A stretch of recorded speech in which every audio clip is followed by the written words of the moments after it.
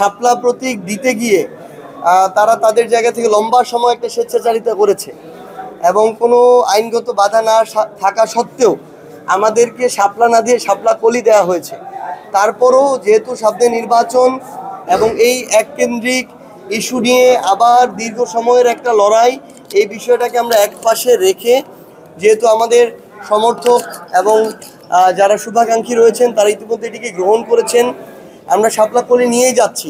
কিন্তু আমরা ইসিকে আমাদের জায়গা থেকে আহ্বান করব, তারা যদি এই একই ধরনের আচরণ আগামীতে করেন তাদের উপরে কিন্তু আস্থার সংকট তৈরি হবে।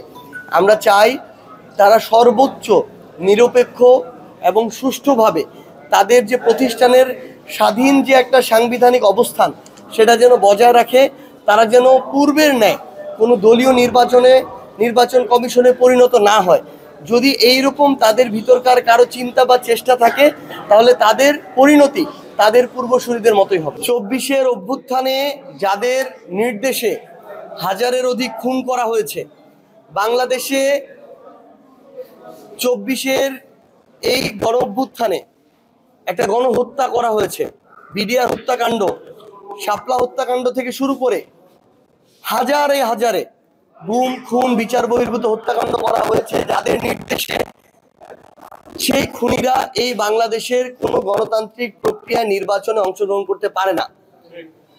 তারা বাংলাদেশের গণতন্ত্র বিরোধী এবং তারা বাংলাদেশের অস্তিত্ব এবং সার্বভৌমত্ব বিরোধী। এই কারণেই তারা ভারতীয় আধিপত্যবাদের কাছে পরাজিত হয়ে সেই ভারতীয় আধিপত্যবাদে তারা সেজদা করেছিল। কি বুঝলেন ভাই? অনলি যেটাই চাই।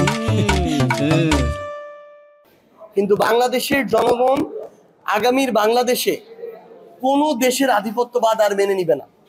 আমরা ওই মর্যাদার, ওই সম্মানের, সমতার ভিত্তিতে আগামীর বাংলাদেশে যে কোনো দেশের সাথে আমাদের সম্পর্ক তৈরি হবে। আওয়ামী লীগ এবং তাদের যারা দোসর জাতীয় পার্টি, তাদেরও আগামী নির্বাচনে অংশগ্রহণ করার কোনো অধিকার নেই।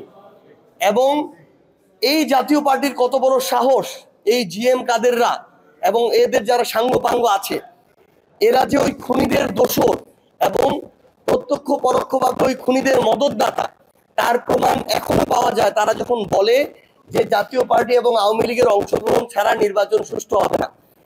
তাদের জন্মদাতা যে আওয়ামী লীগ এবং আওয়ামী লীগ যে তাদের পেলে পুষে বড় করেছে, এর প্রমাণ এখন তারা আবার নতুন করে দিচ্ছে, তাদের জাত চেনাচ্ছে। এই খুনিদের আগামীর বাংলাদেশের কোনো নির্বাচনে অংশগ্রহণ করার কোনো অধিকার নেই।